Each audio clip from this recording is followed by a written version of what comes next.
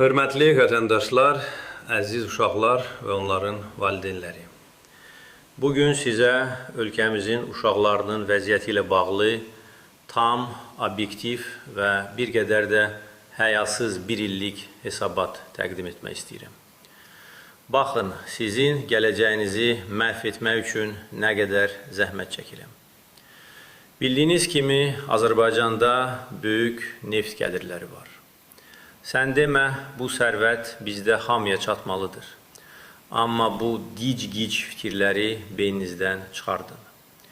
Bir çox ailə bədbəxtlik içində yaşayır və uşaqlarının gündəlik rifahını təmin etmək üçün qul kimi işləyir. Əlbəttə, əgər iş tapsa. Sağlamlıq sayəsində isə vəziyyət daha dəhşətlidir. Azərbaycanda uşaqlar tibbi avadanlıq və infrastruktur çatışmazlığından əziyyət çəkir. Genofondunuzu sistematik məhv edirəm. A vitamini çatışmazlığı hər il təxminən 20 min uşağı zehni sağlamlıq problemləri ilə dünyaya gətirir.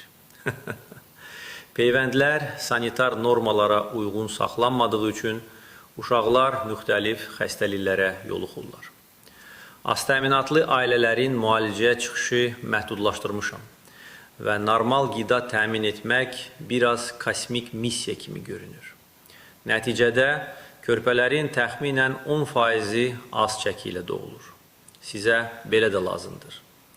Valideyn himayəsindən məhrum uşaqlar məsələsinə gəldikdə isə, rəsmi statistikaya görə internat müəssisələrində və uşaq evlərində 1459 uşaq var.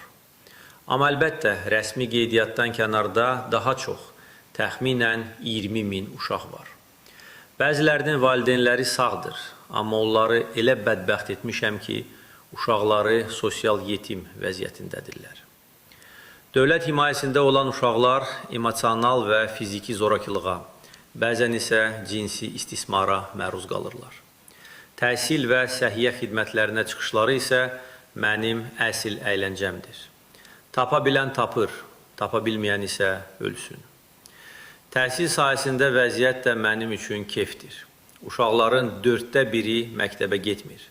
Çünki gizli xərclər, iqtisadi qeyri-stabillik və bəzən də valideynlərin ehtiyacı uşaqları məktəbə getməkdən alıblar. Məktəblərdə dərslik çatışmazlığı, yararsız binalar və ixtisası olmayan müəllimlər. Cinsi zorakılıq halları isə artmaqda davam edir. Uşaqlar cinsi istismara, insan alveri və şəbəkələrinə cəlb olunur.